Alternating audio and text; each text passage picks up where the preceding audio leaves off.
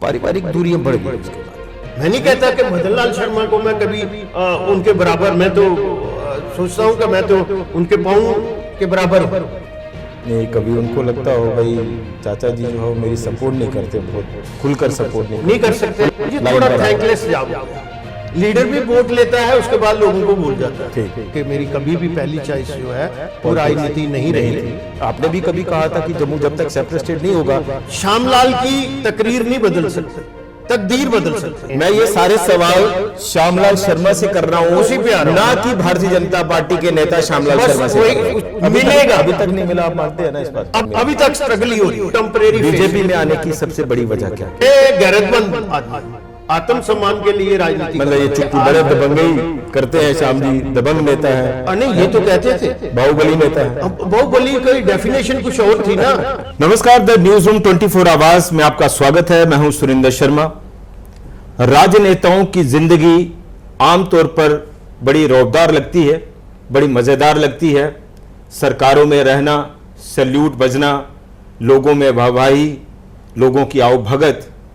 लेकिन इन सबसे परे होकर यदि हम देखें, सोचें, तो राजनेताओं की पर्सनल, पॉलिटिकल, सोशल और फैमिली लाइफ को जानने की कोशिश करें तो उनकी जिंदगी में कई ऐसे अनछुए पहलू रह जाते हैं जो शायद वो कभी किसी के साथ शेयर करना चाहते हों, लेकिन मौके नहीं मिलते।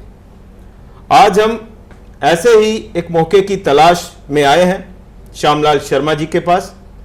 पूर्व मंत्री रहे हैं, जम्मू कश्मीर की सियासत को बड़ा करीब से जानते हैं और अपने बेबाक अंदाज के लिए जाने जाते हैं। श्यामलाल शर्मा जी, बहुत बहुत स्वागत है। सुरेंद्र जी, आपका भी बहुत बहुत धन्यवाद। आपने शुरुआत में ये सुन लिया कि हम कुछ ऐसे अनछुए पहलुओं को छूने की कोशिश करेंगे और जैसा हमने ये भी कह दिया कि बड़ी बेबाकी से आप जो है वो सवालों के जवाब देते हैं, सवालों से भागते नहीं। श्याम जी, सरकारी नौकरी से लेकर सरकार चलाने तक का सफर, कमांड लेने से लेके कमांड देने तक का सफर, कैसा देखते हैं आप? देखिए सुरेंद्र जी, अगर आप वो चीज़ देखेंगे तो 1959 का मेरा बर्थ है और जब मेरा जन्म जो है वो एक किसान परिवार में, ब्राह्मण किसान परिवार में हुआ। मैं गया हूँ आपके गांव और आपने अगर देखा है तो बिल्कुल जीरो लाइन पे है। गया हूँ मैं। हालांकि 1971 से पहले जब शंभ हमारे साथ था तो उससे आगे था बॉर्डर, लेकिन आज 500 गज से ज़्यादा नहीं है। और वहाँ पे जो जीवन जापन हुआ उस समय, ये कहें कि हम बड़े अमीर थे, जहाँ मिडिल क्लास फैमिली थी। आपको पता है कि किसान परिवार था, 4 भाई थे हम, और प्राइमरी एजुकेशन हमारे दड़ नियर बाई एक हमारे सिख समुदाय का विलेज था, उसको दड़ कहते हैं। तो वो हालांकि उस समय सारे परिवार रल मिल के रहते थे। तो वहाँ प्राइमरी स्कूल की एजुकेशन हुई और फिर सेकेंडरी एजुकेशन जो है वो पलांवाला में हुई। और पलांवाला के बाद उसके बाद आगे उस समय अगर आप देखेंगे तो अखनूर और अखनूर से जम्मू था। तो पहले मैं पुलिस में चला गया, पुलिस के बाद आके मैंने डिप्लोमा फार्मेसी का किया, मेडिकल असिस्टेंट का कोर्स किया, फिर वहाँ पे नौकरी की, फिर वहाँ की नौकरी छोड़ी और मैं बिज़नेस में चला गया। और बिज़नेस में मैंने 2004 तक काम किया।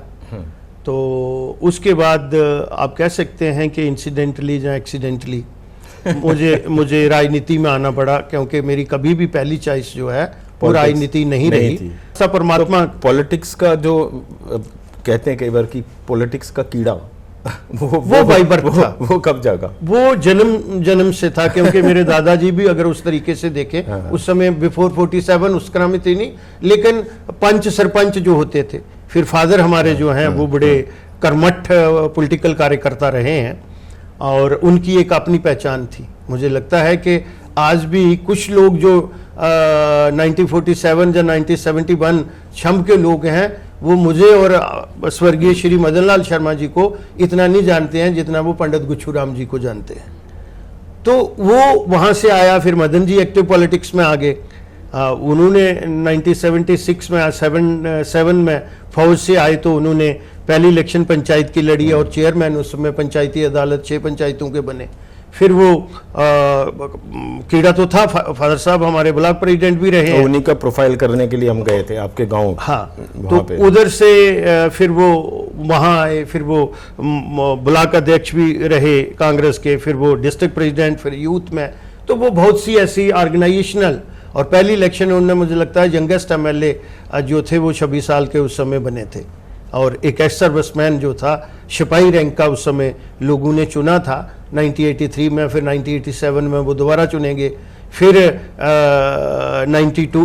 2002 में वो अखनूर कॉन्स्टिट्यूंसी से वो रिजर्व हो गई, और फिर वो पार्लियामेंट में 2004 में गए और मुझे बाई इलेक्शन में आना पड़ा। बाई इलेक्शन में 2004 में आया, फिर 2008 में लोगों ने आशीर्वाद दी, 2014 का भी अगर ये जो पॉलिटिक्स का एक रास्ता है, जैसे आपने कहा आपके फादर साहब, उसके बाद आपके बड़े भाई साहब मदन लाल जी, तो एक रास्ता तो बन गया जी, और स्पेस भी जो है वो बनना शुरू हो गई। बिल्कुल। मदन लाल जी का एक बहुत बड़ा रोल माना जाता है श्याम जी आपके पॉलिटिक्स में आने का और आपके पॉलिटिक्स में कामयाब होने का। जी जी जी। कोई ऐसी बात मदन लाल जी की, कोई ऐसी सीख, कोई ऐसा पॉलिटिकल मंत्र जो कभी याद आता हो, मिस करते हो उनको? मुझे याद आता है कि मैं जब पहली बार एमएलए बना तो उनके चरण स्पर्श किए और उनको मैंने कहा कि बाकी चीज़ें तो ठीक थे, नोबडी इज़ परफेक्ट, चाहे मैं बैकडोर पॉलिटिक्स ही करता था लेकिन एक्टिव पॉलिटिक्स का कुछ और है। तो उन्होंने मुझे कहा 2-3 बातें कही कि एक तो ये है कि जो सामाजिक और राजनीतिक नेता है उसकी पर्सनल लाइफ कोई नहीं होनी चाहिए, कोई नहीं होती, वो फिर पब्लिक प्रॉपर्टी है। और उन्होंने एक मंत्र दिया था कि अगर आपको एक सक्सेसफुल लीडर बनना है, मुझे आज भी याद है और मैं कोट करता हूँ, meet the people, meet the people, meet the people. और आप देख रहे हैं कि आज भी मुझे 6 दिन में जो है यहाँ अपनी ओपीडी करता हूँ, ओपीडी और लोग पब्लिक दरबार को जो है वो श्यामलाल जी ओपीडी कहते हैं, और अच्छी खुला दरबार है, अच्छी तादाद में लोग आते हैं। बिल्कुल देखा। और अक्रॉस द कोई boundaries, boundary means assembly, Poonch से लेके यहाँ तक कश्मीर से भी आते हैं, यहाँ से भी आते हैं, तो कोई ना कोई एक्सपेक्टेशन तो है। और ये सुरेंद्र जी इबादत है, इससे बड़ी इबादत नहीं है। उन्होंने मुझे ये कहा था कि जम्मू कश्मीर की असेंबली में जब भी जाओगे और वहां पे अपने लोगों की बात करनी है, अपने मीन जम्मू के लोगों की, और जहां हमारे लोगों के साथ ये डिस्पैरिटी और ये जो होता है, क्योंकि मैं आंकड़ों में जाता था, वो भाषण में जाते थे, तो उन्होंने मुझे ये कहा कि अपने लोगों की और जम्मू की पैरवाई जो है वो टूथ एंड नेल से करनी है, अगर कहीं कुर्सी को ठोकर मारनी भी पड़े तो वो छोड़ देनी है। उसके बाद में कैबिनेट कभी ऐसा मौका आया कि आपको लगा कि जम्मू के साथ जो है वो धोखा हो रहा है, अन्याय हो रहा है, ठगी हो रही है, तो कुर्सी को लात मारने का कभी मौका आया हो, लेकिन वहां पर जो है वो आप डबल माइंडेड हो गए हो कि नहीं, मुझे दोनों में से डिसाइड करना मुश्किल हो गया? नहीं, आज तक मुझे नहीं लगा, क्योंकि मेरा कुछ स्टेक पे लगा हुआ नहीं था। मुझे राजनीतिक एक्टिव पॉलिटिक्स में आने से नुकसान हो रहा था। 12,000 रुपया उस समय लेजिस्लेचर की तनख्वाह थी, तो उस समय मैं 3-4 लाख रुपया तो गवर्नमेंट जो मेरे अपने एम्प्लॉइज थे उनको देता, बिजनेस से तनख्वाह देता था। तो मेरा स्टेक पे क्या लगा हुआ था? हो सकता है अगर मुझे भी कोई भूख होती तो मैं, ये लोग आज जिन लोगों के नाम आते हैं कहते तो हमें भी लोग चोर डाकू हैं, लेकिन मैं ओपनली कहता हूं कि कोई आदमी ये कह दे कि चाय का कप भी रिश्वत के तौर पर श्यामलाल ने लिया, उस दिन मैं राजनीति छोड़ के चला जाऊंगा।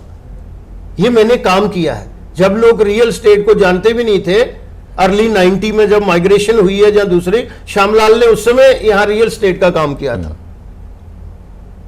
तो जब ये मैंने देखा कि अब सफिशिएंट है, अब करने की जरूरत नहीं, तो मैंने चर्चिल की बुक भी पढ़ी हुई थी कि इतनी अपार संपत्ति मत ये भी श्याम जी, कई जैसे आपने कहा कि चोर डाकू भी कहते होंगे लोग, कहते हैं, दबंगई भी कहते हैं। यहाँ मीडिया ने, ये जो मीडिया ट्रायल मैंने फेस किया है, अच्छा कहते हैं, क्योंकि बड़े दबंगई करते हैं श्याम जी, दबंग नेता है। नहीं, ये तो कहते थे बाहुबली नेता है। अब बाहुबली की डेफिनेशन कुछ और थी ना। बाहुबली की डेफिनेशन ये है कि अगर मैं एक्सटॉर्शन कर रहा हूं, अगर मैं गरीब को प्रोटेक्ट करने के लिए, और ऐसे लोग जो है, मुझे खुशी है अगर रिकॉर्ड चेक कर लेना कि मैं जब विधायक बना हूं 2004 में, और एक साल में 87% क्राइम अखनूर में चेक हुआ था, 87%। और उसका मॉडल फिर जब गुलाम नबी आजाद साहब यहां आए हैं, मैं कहता नहीं बड़े लीडर हैं, उन्होंने मुझे पूछा तो मैंने कहा गोपाल शर्मा जी उस समय डीजीपी होते थे, उनको बुला लो, ठीक है, और मॉडल अखनूर का ले लो। कह लगे क्या?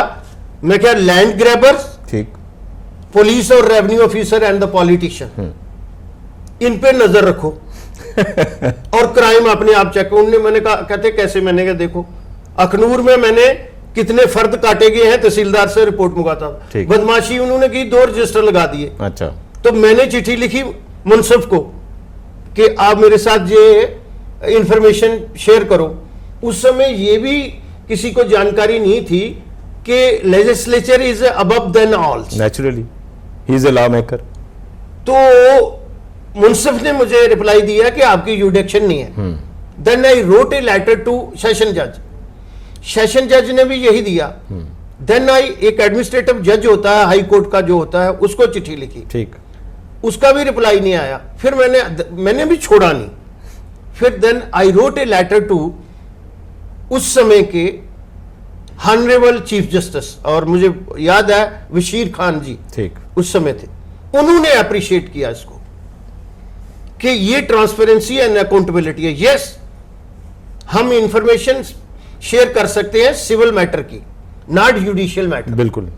तो ये चीजें जो हैं मां के पेट से तो सीख के कोई नहीं आता, ये हमने जहां सीखी। और जहां तक आपने मदन जी की बात कही, वो बात मैंने बांध के रखी, चाहे कैबिनेट में मैंने स्टैंड लिया, चाहे पार्टी में लिया कि हम कश्मीरियों के साथ नहीं। आपको पता बनी में 2010 बिल्कुल दिया, तो मुझे याद बात है। मेरे बड़े भाई मदन जी ने मुझे जो 2-3 बातें कही कि एक तो थोड़ा पॉलिटिक्स में आदमी वेजिटेरियन होना चाहिए, तो वो मैंने ये उनकी सीख जो है मुझे बड़ी काम है। मतलब खाने पीने का शौक नहीं हो तो बंदा दूसरी तरफ जाएगा नहीं। नहीं, वेजिटेरियन वो नहीं, वेजिटेरियन इसकी बात कही, वही बात हुई ना, जब वो शौक ही नहीं होगा कोई तो आप ये क्यों करेंगे, उस तरफ जाएंगे नहीं।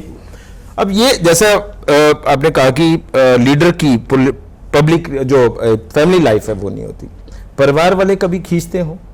नहीं, ऐसा नहीं, कोई नहीं, थोड़ा बहुत अंदर स्ट्रेस तो होती है। जब आप बैलेंस करके चलते हो ना, और फैमिली आपकी अंडरस्टैंड करती है। मुझे जब विधायक की इलेक्शन लड़नी थी, मेरे बच्चे बड़े बड़े लोग फैमिली बैलेंस करने में तो फेल हो जाते हैं। मैं बता देता हूं, ये संस्कार बड़े मैटर करते हैं। हम जॉइंट फैमिली थे, उसके बाद हम सेपरेट भी हुए, और मैंने जब इलेक्शन लड़नी थी, मैंने अपनी फैमिली का वोट लिया कि मुझे दिल्ली से कहा जा रहा है कि गुलाम नबी आजाद जी कह रहे हैं कि आपको इलेक्शन लड़ानी ही लड़ानी, ठीक है, तो मैं जाऊं कि नहीं जाऊं, मैं लड़ूं कि या नहीं लड़ूं। 4 वोट थे हमारे, ठीक है, फैमिली के। अच्छा, बेटा बेटी और मैं और मेरी वाइफ। बेटा और वाइफ एक साइड थे कि लड़नी चाहिए, बेटी और मैं एक साइड थे कि नहीं लड़नी चाहिए, जाना चाहिए। और जब मुझे पता है फैसला मैंने किया, मुझे बड़ा शार्ट टाइम दिया था, आधे घंटे का, तो मैंने कहा कि इनको बिठाया परिवार को, तो मैंने कहा कहते हाँ कर दो आप, तो मैंने फिर यहाँ की। और फिर उसके बाद एक थोड़ा अनुशासन रहा। मुझे फक्र होता है कि मैं अपने बेटे और बेटी पर भी और अपनी वाइफ पे भी, कि उन्होंने वो मर्यादा निभाई।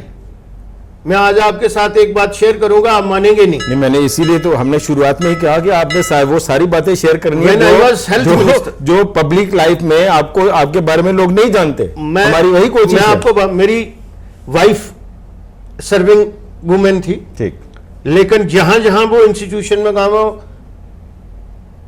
कहीं ये नहीं 5 मिनट पहले जाना और 5 मिनट बाद में आना। सबसे बड़ी हैरानगी की बात यह है, बच्चे जो है उनको कंट्रोल करना आसान काम नहीं होता, लेकिन मेरे बच्चों ने भी उसमें मेरी सपोर्ट, कोऑपरेट किया एक सप्लाइज्ड मैनर के साथ। मेरी बेटी 4 साल डॉक्टर का कोर्स कर गई थी, उसके बाद वो इंटर्नशिप कर रही थी गायनी में, तो एक बार उसकी गाड़ी कहीं ठुक गई। At that time I was health minister, वो मेरी स्टाफ कार ले गई, एम्बेसडर, ठीक, मैं पब्लिक डोमेन में ये बात रख रहा हूं, और वो डॉक्टर भी जानते होंगे। तो लोगों ने देखा यार ये तो जिसमें श्यामलाल का स्टाफ, पंडित बरीताराम जी या डॉक्टर जस चलते हैं, क्योंकि डॉक्टर जस वहां पे रहे थे, ये गाड़ी तो श्यामलाल की है, लड़की कौन उतरी है? अच्छा, वो चली गई गायनी में, ठीक। वहां सारे इकट्ठे होके बाहर जाके तब पता नहीं था कि ये श्यामलाल शर्मा की बेटी है। हड़कम मच गया एसएमजीएस हॉस्पिटल में। फिर मंत्री साहब आ गए ना, मंत्री साहब की बेटी, गाड़ी आई तो नहीं, मंत्री साहब की बेटी है और हमें पता है। वो 4 साल इसने डॉक्टरी भी कर ली है और अब इंटर्नशिप 2.5 महीने से कर रही है, इसने बताया नहीं मैं श्यामलाल शर्मा की बेटी हूं। क्या बात है। तो ये मुझे प्राउड फील होता है। आज 8-10 दिन पहले डॉक्टर कुछ आए हुए थे, उनमें से एक डॉक्टर मुझे यहाँ आए हुए थे, नर्सिंग होम वाले, जो इनके पैसे बेचारों के फंसे हुए हैं, ठीक, आयुष्मान में। तो डॉक्टर मुझे कहता है यू आर ग्रेट। मैं कह नो, मैं नहीं। कहता सर, मैं, मुझे पता है, मैं यहां से रिटायर्ड होके बत्रा में था, हेड ऑफ द डिपार्टमेंट था, आपकी बेटी का मैं प्रैक्टिकल ले रहा था, तो मैंने पूछा उसको, बेटा आपका नाम क्या है? तो वो पलकी शर्मा। आपके बाप का क्या नाम है? ये नहीं पूछा। तो मैंने उसको पूछा तेरे बाप क्या करते हैं? वो कहने लगी पॉलिटिशियन। तो पॉलिटिशियन, कहता सर मैं इमीडिएटली कोई 6 महीने हो गया था आपके पास से रिटायर्ड रजौरी से होके आया था। तो कौन से पॉलिटिशियन? उन्हें कहा जी हेल्थ मिनिस्टर। कहता, कहने लगे कौन? शामिल। कहता मुझे कुर्सी से उठना पड़ा, मैं इतना रिस्पेक्ट करता हूं आपका कि इस बच्ची ने हमारे पास पढ़ती है, इसने बताया ही नहीं, यही कमाई। तो ये मुझे लगता है कि अनुशासन पहले अपने में होना चाहिए, फिर परिवार में होना चाहिए, फिर आपकी पर्सनल सेक्शन जितने लोगों के साथ डील करते हैं। तो मुझे लगता है कि वो कहीं ना कहीं अब बहुत ज्यादा पे करता है आपको मेंबर। नहीं, एक चीज है कि जब आप कांग्रेस में थे और मंत्री थे, तो आप कहते हैं कि आपने बड़ी बेबाकी से, बड़े धमाकेदार तरीके से जो है वो जो कुछ करना चाहते थे जम्मू के लिए किया। दूसरी तरफ आप उस समय के कांग्रेस के रोल पर, कांग्रेस की भूमिका पर सवाल भी उठाते हैं। यही तो ये दोनों बातें कैसे एक साथ? ऐसे ही होती है, ऐसे ही होती है, ये ऐसे ही होती है। मतलब जो आपके बाकी साथी थे वो बंधुआ उन मुद्दों पर आपके साथ खड़े नहीं थे, समर्थन नहीं था, बंधुआ मजदूरी, इतना दम नहीं था उनमें, बंधुआ मजदूरी करते थे। हमारे एक बहुत बड़े लीडर ने अगले दिन हम लोगों से कहा, मैं कोट नहीं कर सकता हूं, बहुत बड़े लीडर कि कांग्रेस के नहीं, भारतीय जनता पार्टी, ठीक, उसमें मैं भी था, मेरे साथी भी थे, और मेरे दिल की बात उन्होंने कही कि हम लीडर बनने नहीं आते, हम एमएलए, मिनिस्टर, एमपी, पोर्टफोलियो लेने आते हैं।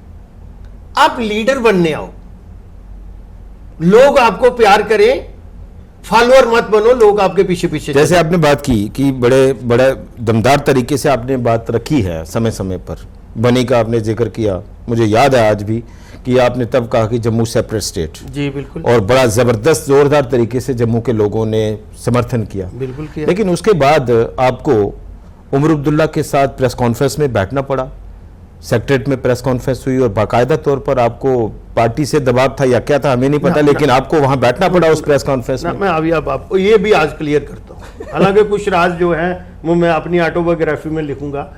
बैठना नहीं पड़ा, बिठाया गया। नो, हाँ, उस समय कांग्रेस का मैक्सिमम जो लोग थे वो चाहते थे कि इसको साइडलाइन किया जाए, इसको साइडलाइन कर दो, इसको मिनिस्ट्री से स्टेप डाउन करो, ठीक, और इसको एक्सपेल करो पार्टी से। आपको याद भी होगा, अच्छा, 75 people including all minister and उस समय के एमपी लाल सिंह, में उसको इंपॉर्टेंस नहीं देता, वो लीड कर रहा था, सरूरी, ताराचंद, ये सब लोग उस समय लीड कर रहे थे कि इसने बहुत बड़ा पता नहीं गुनाह कर दिया है, इसको एक्सपेल करो, क्योंकि उस समय इंटरनेशनल मीडिया ने भी उसको बड़ा हाईलाइट किया था कि कैबिनेट मिनिस्टर क्या कह रहा है। हाँ, मुझे याद है। वो एक उन लोगों के लिए बेफिटिंग रिप्लाई था।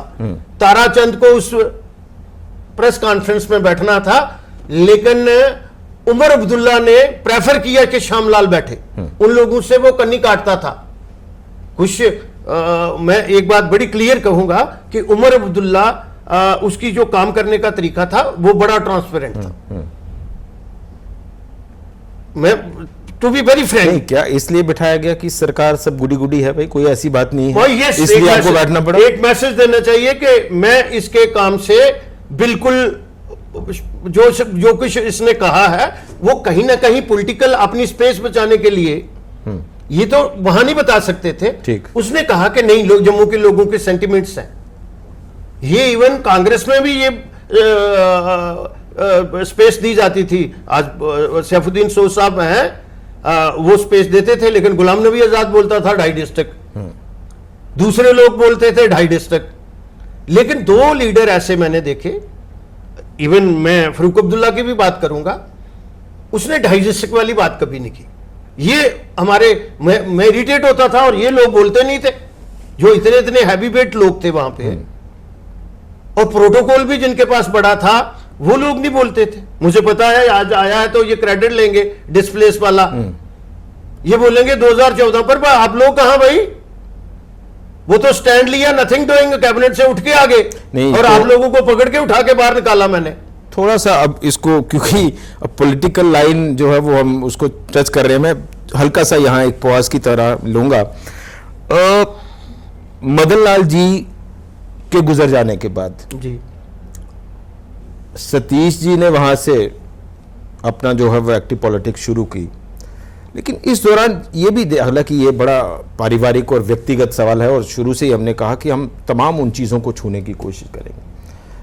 पारिवारिक दूरियां बढ़ गई उसके बाद। नहीं, पारिवारिक दूरियां कोई नहीं। सतीश जी कभी आए आपके पास आशीर्वाद लेने, पॉलिटिकल गाइडेंस आप देते हैं उनको, कोई टिप्स देते हैं उनको? ना, पॉलिटिकल गाइडेंस नो, नहीं देते। नो, वो मैंने इवन जितनी देर भाई साहब रहे, मैंने 2019 में ज्वाइन किया, 2020 को वो हमें अलविदा कह के चले गए, लेकिन फिर पॉलिटिक्स उनके साथ डिस्कस नहीं होती थी। मैंने कहा ना, 3 चीजें मैं मिक्स नहीं करता हूं। पॉलिटिकल, आप देखिएगा कि वो जो डीडीसी की इलेक्शन हुई,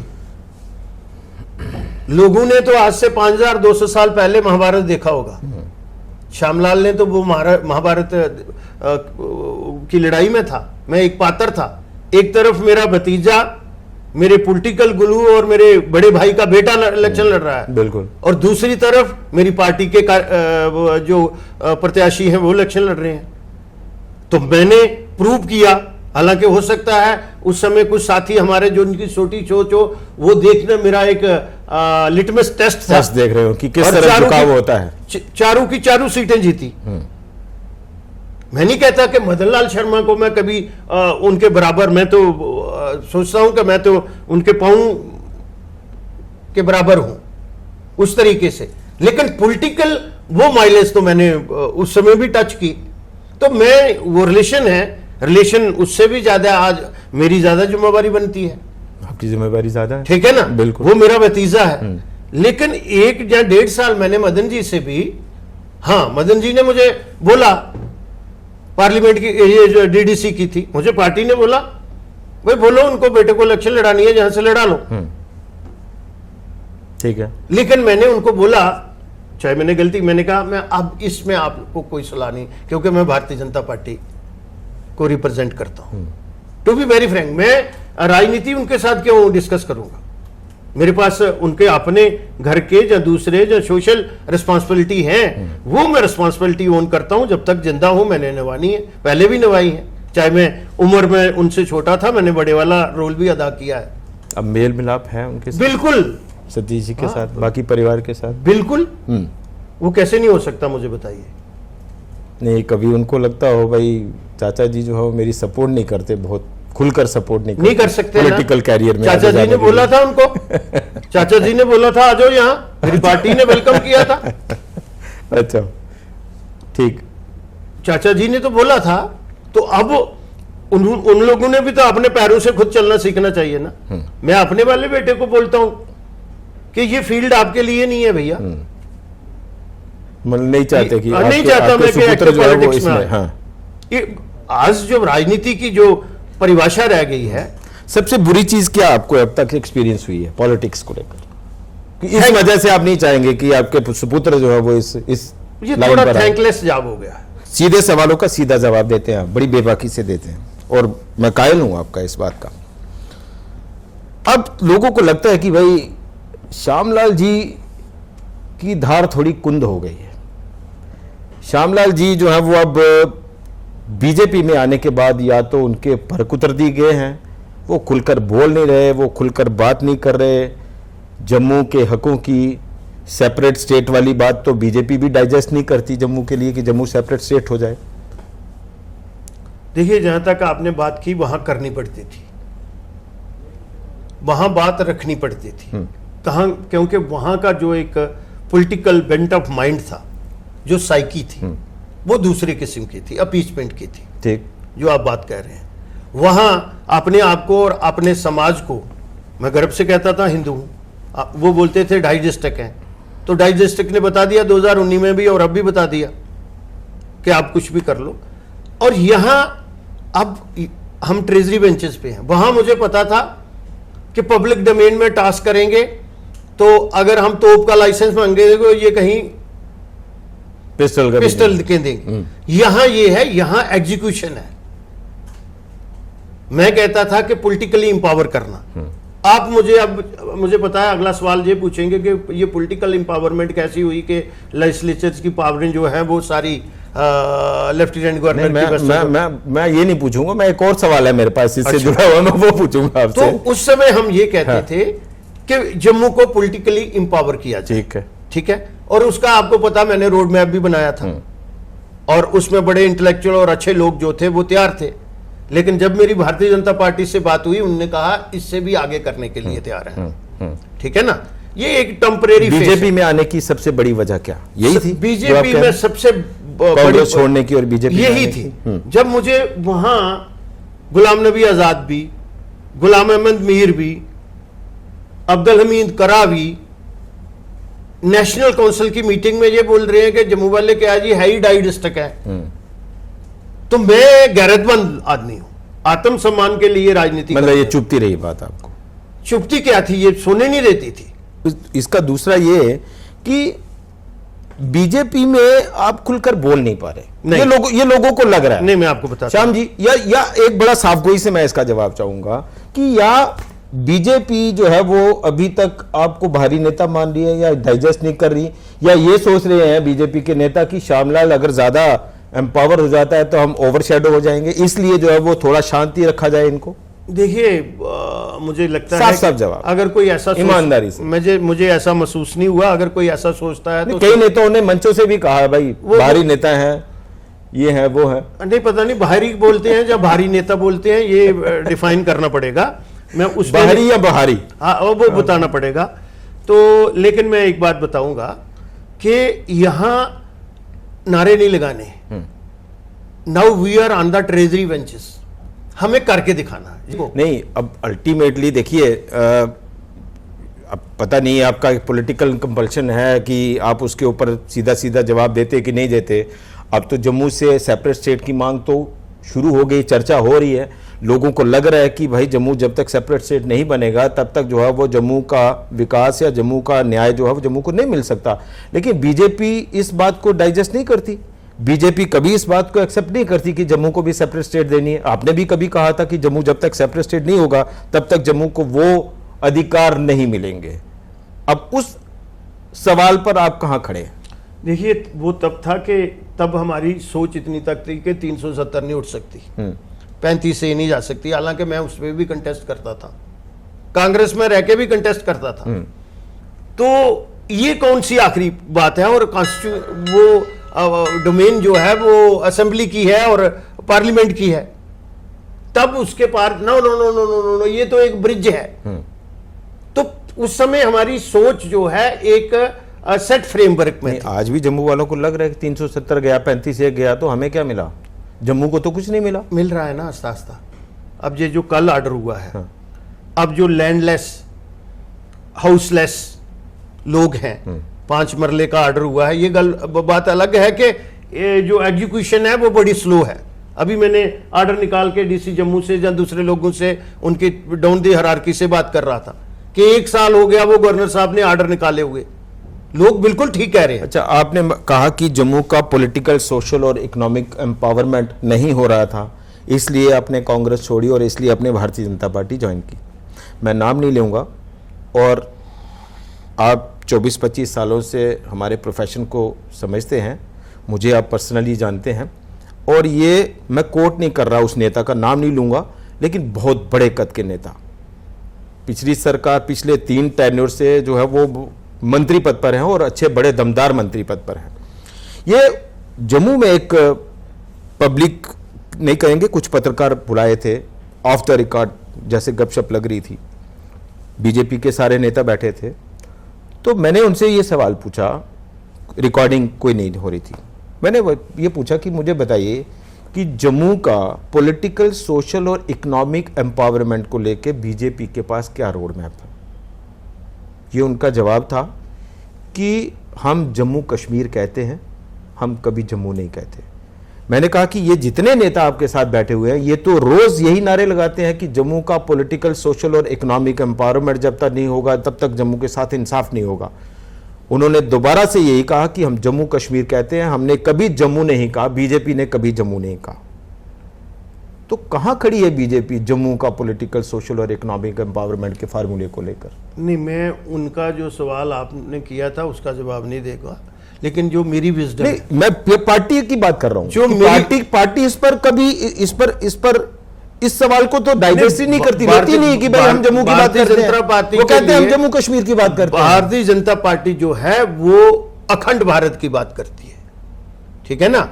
अब लेकिन अखंड भारत में भी सबको न्याय मिले ना। मैं वही कह रहा हूं, जम्मू कश्मीर की बात करते हैं तो जम्मू को उसका हिस्सा मिले, कश्मीर को उसका हिस्सा political empowerment does not mean वो रैशनलाइज ऑफ फंड्स भी है, वो एम्प्लॉयमेंट का भी है, डेवलपमेंट के लिए जो फंड्स एलोकेट किए जाते हैं ये सारे आ जाते हैं। और फिर पॉलिटिकल रिप्रेजेंटेशन जो है वो कांग्रेस में रह के कैसे हो सकती है कि इतने इतने टाल लीडर होने के बाद भी उन्होंने पार्टी प्रेसिडेंट किसको बनाना है। कितने कदम चल पाई है बीजेपी अभी तक इस फार्मूले पर, पॉलिटिकल, सोशल और इस समय 5 साल से तो हम ट्रांसफॉर्मेशन पोजीशन में हैं, इंडियन लॉ यहां पे एक्सटेंड हो रहे हैं और मुझे लगता है कि और 6 महीने लगेंगे, यहां लोगों की चुनी हुई सरकार आएगी। जो बात आप कह रहे हैं मैं उसको पकड़ रहा हूं, और हम भी, मैं आपको एक बात बताता हूं, लीडर सुन लीजिए, लीडर इज टू लीड, वो भारतीय जनता पार्टी हो, वो कांग्रेस हो, या कोई भी पार्टी हो, ठीक है ना। श्यामलाल की तकरीर नहीं बदल सकती, तकदीर बदल सकती है। श्यामलाल का जो ऑब्जेक्टिव है पॉलिटिकल एम्पावरमेंट ऑफ जम्मू, और मुझे लगता है कि उस पे भारतीय जनता पार्टी काम कर रही है। उस पे भारतीय जनता पार्टी जो है तो जम्मू कश्मीर कहती है, सिर्फ जम्मू नहीं कहती। इस समय तो Jammu Kashmir is the unit ना, Jammu Kashmir is the unit. वो समय पे देखा जाएगा। टिल्ट तो अभी भी कश्मीर जो बात आप कह रहे हैं मैं उसको टिल्ट तो अभी भी कश्मीर की तरफ है। इस तरह से करता हूं कि ये बात आप बिल्कुल दुरुस्त कर रहे हैं। मैं ये सारे सवाल श्यामलाल शर्मा से कर रहा हूं, उसी पे आ रहा हूं, ना कि भारतीय जनता पार्टी के नेता श्यामलाल शर्मा से कर रहा हूं। उसी पे श्यामलाल, और लोग उसी को सुनना चाहेंगे, उसी बीजेपी के श्यामलाल शर्मा को नहीं। नहीं, श्यामलाल शर्मा को व्यक्तिगत, पर्सनल। मैं बताता हूं, जो आप कह रहे हैं ये मेरी फीलिंग भी है और हर नागरिक की फीलिंग है जो राष्ट्रवादी है, जो जिसने यहां के हर समाज को जोड़ के रखा, जिसने संगठन को भी जोड़ के रखा और राष्ट्र को भी पकड़ के रखा, ये जम्मू के लोग हैं, ठीक है ना। उन्हीं जम्मू को लोगों को लग रहा है आज कि हम तो ठगे गए, हमें मिला क्या। मैं उसी पे आ रहा हूं। गलतियां करे कश्मीर वाले, ठीक, राष्ट्रविरोधी चले वो, राष्ट्र के लिए जो जहां निर्माण के लिए आता है भुगत रहे हैं जम्मू। मैं वही कह रहा हूं कि जम्मू वाले जो हैं आज भी भुगत रहे हैं ना। उनको पारितोषिक, सजा नहीं देने का, उनको पारितोषिक करने का, अवार्ड और रिवार्ड देने का समय है। मिला कभी जम्मू को? अभी मिलेगा, मिलेगा। अभी तक नहीं मिला, आप मानते हैं ना इस बात? अभी तक जो नहीं मिला, जो एक्सपेक्ट कर रहे थे हमारे जम्मू के लोग। 12 विधायक, 11 भी दिए, 25 भी दिए, सरकार भी बनाने का मौका दिया, अब तक नहीं मिला। अभी तक स्ट्रगल ही हो रही है। ठीक है, एमपीज भी दे रहे हैं, पिछले 3 टेन्योर से बिल्कुल कंटिन्यूअसली दे रहे हैं, लेकिन अब नाराजगी आ रही है। इस बार जो पोल परसेंटेज तमाम आपके दोनों सांसदों को मिला, वो आपको क्या नहीं लगता कि ये नाराजगी है जम्मू के लोगों की? राजौरी अनंतनाग सीट पर आप डिसाइड ही नहीं कर पाए कि आपको वहां खड़ा करना कि नहीं करना, जीत पाएंगे कि नहीं जीत पाएंगे, वो नाराजगी है। कश्मीर में तो आपने हिम्मत ही नहीं दिखाई कि आप जो है वो अपना सांसद या नेता वहां खड़ा करें। तो ये आप इन चीजों को नहीं पकड़ रहे क्या श्याम जी? बीजेपी क्या नहीं पकड़ रही? आपने ये नाराजगी है लोगों की? नहीं, मैं बिल्कुल जायज नाराजगी है लोगों की, और लोगों को पूरा हक है हमसे सवाल पूछने का। जो बात आपने जम्मू की कही वो एक भारतीय जनता पार्टी के प्रति और मोदी जी के प्रति एंटी इंक्वेंसी नहीं थी, वो इंडिविजुअल एंटी इंक्वेंसी थी। आप भी मेरे साथ इत्तेफाक करते हो। इंडिविजुअल कुछ श्यामलाल लोग के नाराज हो खिलाफ, जाएंगे आपसे। मैं सिर्फ एमपी को थोड़ा कह रहा हूं, वो श्यामलाल के खिलाफ भी थी, हो सकता है कुछ विधायकों के खिलाफ भी होगी, हाँ। कुछ मंत्री जो स्टेट में रहे हैं उनके खिलाफ भी होगी। ठीक, मैं तो, जब आपने कहा कि ये सवाल श्यामलाल शर्मा से पूछे जा बिल्कुल रहे हैं, बिल्कुल वही है, बीजेपी के नेता से। और हो सकता है ये बातें हम अपने पार्टी के फोरम में करते भी होंगे और इस पे मंथन भी हो रहा होगा। ठीक, वो एंटी इंक्यूबेंसी ना मोदी जी की फंक्शनिंग की थी, ना भारतीय जनता पार्टी के खिलाफ। इस बार तो मोदी जी के खुद के वोट भी कम हो गए। वो तो होता, कैसे आप मानते तीसरी हैं कि बात वो anti एक incumbency कॉम्बिनेशन नहीं थी? वैसे बना, वो एक कॉम्बिनेशन वो आप बना। जितने मर्जी मैं जम्मू excuses कश्मीर, जितने मर्जी एक्सक्यूजेज दे दीजिए, वो मुझे तो पता है, ओवरऑल अंदर से आप भी हम मानते हैं ये कि वहां भी तो लोकल लीडरशिप थी ना, हाँ। वहां एमपी हारे हैं। अच्छा ये चलिए, थोड़ा कोई फीडबैक मिलता है आपको पब्लिक से, लोगों से? बिल्कुल भाई मिलता है। श्यामलाल शर्मा जी अब मंद हो गए हैं बीजेपी में, कहाँ? अब वो धमाकेदार आवाज, वो मुद्दे, वो बातें नहीं रही, कुंद हो गए हैं। कई सारी परमिशंस लेनी पड़ती हैं ऊपर से नीचे तक, राष्ट्रीय पार्टियों के तौर पर नहीं, कुछ भी बोलना बड़ा संभल कर बोलना पड़ता है। मैं तो पहले भी बड़ा संभल के ही बोलता था। हाँ। एक पॉलिटिशियन है, अब ज्यादा हो गया ना। ला में कर रहे हैं लेकिन यहाँ एग्जीक्यूशन है। हाँ। उस एग्जीक्यूशन के लिए हमें कौन रोक रहा है? परस्यूएशन तो यहां से होनी चाहिए ना। नहीं, पहले एग्जीक्यूशन हमें बीजेपी थोड़ी कर रही है, एग्जीक्यूशन तो एलजी एडमिनिस्ट्रेशन है। एलजी अच्छा। एडमिनिस्ट्रेशन खुद ही बीजेपी की कई बातों को नहीं मानता। आप जाते हैं शिकायत लेकर, आपकी पार्टी के नेता ऊपर से वो फटकार बीजेपी की बातों को नहीं मानता, हो सकता है यहाँ लोकल लीडरशिप को नहीं मानता हो। हाँ। ये मैं रिकॉर्ड स्टेट करना चाहता हूँ।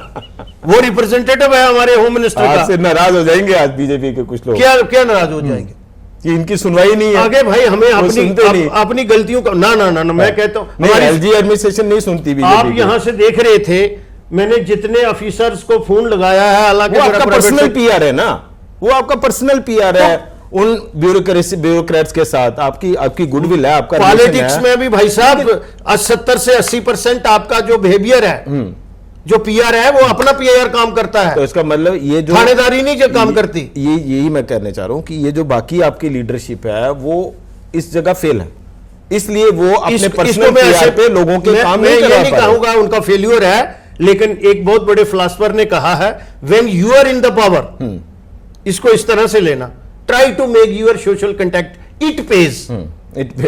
वही तो नहीं किया ना। तो फिर मैं उनको क्या, हम तो खड़े हैं, आप देख लो 200, 250, 300, 400, 500 हाँ, आदमी रोज इस आता गर्मी है। में भी आ रहा है ना, तो कुछ होता होगा तो आते होंगे। जम्मू में लीडरशिप क्राइसिस तो है, वो रहा है, क्या बड़ी वजह, सबसे बड़ी वजह क्या है? उसकी क्योंकि जो लीडर तैयार होता है या तो वो नेशनल पार्टीज में चला जाता है, नेशनल पार्टीज की अपनी कंपल्शंस हैं, वो बड़े सारे मुद्दों पर उस नेता को बोलने नहीं देती, तो जाहिर सी बात है कि उसके लिए तो वो स्पेस बनेगी नहीं लीडर बनने की। तो लीडरशिप क्राइसिस की सबसे बड़ी वजह आपको क्या लगती देखिए, ये जो है? उसका नुकसान भी होता है। जम्मू कश्मीर की, पंजाब की, रेस्ट ऑफ द जो स्टेट है, उनकी जो हालत बनी हुई है, वो रीजनल पार्टियों की वजह से बनी। नेशनल पार्टी तो दो जो है वो स्ट्रांग होनी चाहिए। मैं कहता हूं आज कांग्रेस को भी स्ट्रांग होना चाहिए। रीजनल पार्टी जो है वो कहीं ना कहीं जो हमारा फेडरलिज्म है उसका नुकसान करती है, और फिर कहते हैं सेंटर हमारे से ये कर रहा है, और कभी कभी सेंटर गवर्नमेंट जो है वो भी एक्सेस करती है। जैसे कांग्रेस के राज में 90 बार जो है वो एक एक्ट का, एक रूल का इस्तेमाल हुआ और सरकारें गिराई गई, ठीक है ना, गवर्नर की पावर को इस्तेमाल करके। अभी तो बीजेपी भी वही कर रही है, बीजेपी ने कहा प्रेशर कर रही है, कहीं बीजेपी ने सरकार कहीं गिरा रही गिरा है, के- कहीं खराब कर रही है। वो खुद आ रहे हैं ना, कौन लेने जा रहा है? वो खुद आ रहे हैं। जहां तक आपने ये कहा, साहब जी हंस रहे हैं आप, थोड़ा खुलकर हंस लीजिए इस मुद्दे पे। ये क्योंकि लोग देख रहे हैं कि बीजेपी भी तो वही खेल खेल रही है, कहीं सरकार गिराना, किसी के पीछे ईडी लगाना, किसी को भगाना, किसी को धमकाना। उन्होंने भी नुकसान किया है कांग्रेस का, कांग्रेस को जिस तरह से, कांग्रेस को तो आप खुद कोस रहे हैं, बीजेपी का तजुर्बा जम्मू कश्मीर के लोगों ने देख लिया। 3.5 साल में कोई तजुर्बा गठबंधन नहीं। सरकार का क्या हुआ, वो सारी चीजें 3.5 सुरेंद्र जी, 3.5 साल का क्या तजर्बा होता है? अब देखना, अब देखना। चलिए उसी पर मैं आना चाह रहा था। आप कह रहे हैं अब देखना, अब चुनाव का क्या सीन है, करवाने हैं कि नहीं करवाने? मुझे लगता है वो करवाने हैं, होने हैं। कब? इसी साल में होने हैं। हो जाएंगे। हाँ, मुझे लगता है दिवाली के पटाखे तो चलेंगे। बीजेपी क्या उम्मीद लेकर चल रही है? बीजेपी का जो उम्मीद है, सरकार बनानी है अपनी, जो पॉलिटिकल एम्पावरमेंट की बात कर रहे थे आप। फुल मेजोरिटी के साथ या गठबंधन सरकार बनानी है? गठबंधन के साथ बनाई तो फिर भी वो लंगड़ा काम रहेगा। एक बार लोग आशीर्वाद दे दें तो फुल मेजोरिटी के साथ फिर देखें जम्मू का चीफ मिनिस्टर बनता है या नहीं बनता। अभी के हालात तो नहीं लग रहे कि लोग जो आशीर्वाद देने के लिए तैयार हैं हमको। ये जम्मू के लोग हैं, हाँ, ये शॉर्ट मेमोरी वाले हैं, भूल जाते हैं। नहीं, शॉर्ट मेमोरी नहीं है, इनकी मेमोरी बड़ी शार्प है। आपने कहा लोग थैंकलेस होते हैं। वो मैंने हाँ। वो मैंने ये कहा कि आज जिसका एक काम हो जाता है वो दूसरी बार बोल देता है कि जनाब वो दूसरे के पास नहीं जाता। मैंने इन टोटलिटी कहा है कि ठीक। लोग जो हैं, वोटर जो है, जनता जनार्दन बड़ी सार्थक अप्रोच रखती है। कितना मिशन कितना लेकर चल रहे हैं आप? 50 से कम तो गवर्नमेंट बन नहीं सकती जहां। बस सिर्फ 50 है? सिर्फ 50 का अब मैं कहूंगा 90 ही ले लेंगे। नहीं, वो कैसे पॉसिबल है? मुझे बताइए, पिछली बार था मिशन 44+। जी। ठीक है। हाँ। इतने सारे काम किए बीजेपी ने। बीजेपी खुद क्लेम कर रही है ना कि हमने इतने सारे काम किए, डेवलपमेंट वर्क्स हो गए, इतनी तेज गति से, रफ्तार से जो है वो काम हो रहे हैं, जम्मू को उसका हक मिल रहा है, उसका अधिकार मिल रहा है, Jammu politically, socially, economically empower हो रहा है। तो इतना सारा काम करने के बाद अपने मिशन में सिर्फ 6 सीटें जोड़ रहे हैं आप। 44+ और इस बार 50, 700 7 तो वैसे ही बढ़ गई जम्मू कश्मीर की इस बार। लड़नी तो हमने सिर्फ इतना काम करने के बाद 6 सीटों का मिशन बढ़ाया। वो क्यों? सुरेंद्र जी, लड़ना तो हमने 90 के 90 पर है। हाँ। अब कोई हमने सोचा in the interest of the country, ठीक, जो लाइक माइंडेड लोग हैं उनके लिए भी स्पेस दें। कभी ब्रॉडर काज के लिए आपने वेस्टर्न इंटरेस्ट कम करना। लाइक माइंडेड वाले तो बेचारे आज पछता रहे हैं पार्लियामेंट के इलेक्शन के अब दौरान। आपने ही उनको बेचारा बोल दिया, मैं क्या बोलूं? आपने बेचारे बोल दिया उनको। श्याम जी, हाँ। ये थोड़ा खुलकर बात कीजिए। मैंने शुरू से ही कहा, मेरी कोशिश है कि आज खुलकर मैं खुल के बात कर रहा हूं। आपने पहले ही उनको बेचारे बोल दिया। नहीं, आपकी वजह से बन गए भाई, हमने तो ओपन फील्ड दिया ना उनको, लाइक माइंडेड प्ले फील्ड दिया ना लाइक माइंडेड लोग। अब उन पर भरोसा करेंगे क्या? भरोसा राजनीति में इलेक्शंस पे देखिए, क्योंकि वो तो बुरी तरह पिट गए। हिंदुस्तान एक बहुत बड़ा मुल्क है। हाँ। तो किसी ना किसी पे तो भरोसा करना पड़ता है। नहीं, अब देखिए, आपने कहा कि एक नया ट्रेंड जैसे अभी चलना शुरू हो गया कश्मीर की सियासत का, उससे क्या आपको लग रहा है कि कश्मीर में दोबारा से एक सेपरेटिस्ट माइंडसेट का सपोर्ट होना शुरू हो गया? इंजीनियर रशीद का जीत कर आना पार्लियामेंट्री इलेक्शन में, और अब हाल ही में जमात इस्लामी के कुछ लोगों को छोड़ा गया, और जमात इस्लामी के जो फॉर्मर लीडर थे उन्होंने कहा कि भाई अगर आप पाबंदियां हटाते हैं तो हम इलेक्शन लड़ेंगे। अभी इस पर बड़ा एक नामी अखबार ने इसको कैरी भी किया, इस खबर को, कि जमात इस्लामी भी अब चुनाव लड़ेगी। तो ये क्या आप इसको कैसे देख रहे हैं कि कश्मीर में क्या दोबारा से उस लाइन को टो किया जा रहा है, या इंजीनियर रशीद के जीतने के बाद लोग जो है वो दोबारा से वो स्पेस मैनेज करना शुरू हो गए हैं कि ये सपोर्ट जो है वो एक सेपरेटिस्ट माइंडसेट को मिल रहा है कश्मीर में? ये थोड़ा सा चिंता का विषय है। एज ए पॉलिटिकल स्टूडेंट, ये मेरा अपना, जिस तरह से आप कह रहे हैं कि ये इंजीनियर रशीद वाला जो सेंटिमेंट्स वहाँ पे आया है, ये कहीं ना कहीं मुझे लगता है कि इसको जिस तरह से देखना चाहिए था, कहीं ना कहीं वो थोड़ा सा अब कल को जमात इस्लामी चुनाव लड़ती है तो देखिए, हिंदुस्तान के संविधान पे जो भी आस्था रखता है और हिंदुस्तान को अपना देश मानता है और इस तिरंगे झंडे के नीचे जो भी आना चाहता है, whosoever is, कोई हीनियस क्राइम नहीं उसने किया हो। इस बार 2-3 सांसद तो वैसे ही आए, खंडूर साहब वाले, अमृतपाल, इंजीनियर रशीद, और मैंने एक कहा है ना कि ये सिर्फ लेकिन हिंदुस्तान ये से कैसे ये प्लांट बाहर से कैसे हो। डिसाइड होगा श्याम जी? इस चीज को कैसे वेरीफाई करेंगे कि ये अब जीतने के बाद वो तिरंगा झंडा उठाएगा या उसी विचार को आगे लेकर चलने की कोशिश करेगा? यही तो हमारी कश्मीर के लोगों ने उस माइंडसेट से उसको वोट दिया है। अरे भाई, अगर कश्मीर के ऐसा आप वही बात करिए। ये कश्मीर के ऐसा सोचेंगे तो हम जम्मू वाले मरे हुए थोड़े हैं। नहीं, ये एक सीरियस इशू, इतना आसान काम नहीं रहा। आपको लगता है ये थोड़ा गंभीरता वाला विषय है? मैंने पहले कहा कि ये बहुत बड़ा चिंता का विषय है कि ये सेंटिमेंट्स जो है 5 साल के बाद कहीं ना कहीं ये अब विजिबल होना शुरू हो गया है। ये अच्छे इंडिकेटर नहीं है मैं एज ए पॉलिटिकल स्टूडेंट और जम्मू कश्मीर का नागरिक होने के नाते ये कह रहा हूं, क्योंकि जितना भी कश्मीर में होता है उसका अगली शैडो जो है वो जम्मू पर पड़ता है। ठीक। और सफरर जम्मू के लोग होते हैं, और सबसे ज्यादा सेक्रीफाइस जम्मू के नौजवानों ने और हम लोगों ने दी है, और ये स्टेट भी जो है वो हमने कार्ब की हुई है, तो वो तो दुख मुझे होता है। स्टेट तो रहने नहीं दी, तोड़ दी। दोबारा लेंगे ना? हमने ऐसा क्या गुनाह किया है? गुनाह कर रहे हैं कश्मीर वाले, हाँ। तो सजा हम क्यों लेंगे जम्मू वाले भाई? लग नहीं रहा, चूंकि अब लगातार एलजी साहब के अधिकार का दायरा, ताकत का दायरा तो बढ़ रहा है, उनको और पावर्स मिल गई। एक बार असेंबली बनने दो, क्या करेंगे? सारी चीजें रिवर्स थोड़ी होगी। ओ असेंबली बन लेने दो, जब स्टेट होगी तो रिवर्स क्यों नहीं होगी? हाँ। वो डोमेन है ना। ये फेडरल स्ट्रक्चर में आप लोग कैसे ऐसा कर सकते हैं हाँ। कि हिमाचल के लिए अलग कानून होगा, उनके लिए कोई और संविधान होगा? स्टेट जब रिस्टोर होगी तो ये सारी चीजें रिवर्स होंगी। पार्टी नाराज हो जाएगी आपसे किस चीज के लिए? इस बात को लेकर। मैं ये सारी बोल रहा हूं चीजें- कि दिस ये इज द सारी चीजें प्रोसीजर। रिवर्स होंगी। ये जो हमारी अपनी डोमेन है, अब ये बताओ मुझे कि पटवारी ट्रांसफर करना है वो दिल्ली थोड़े करेगी।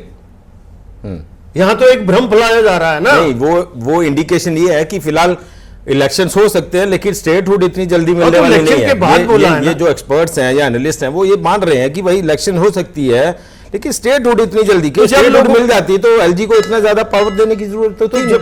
जब लोगों के चुने हुए नुमाइंदे आएंगे वो दाल भात खाने के लिए थोड़े होंगे।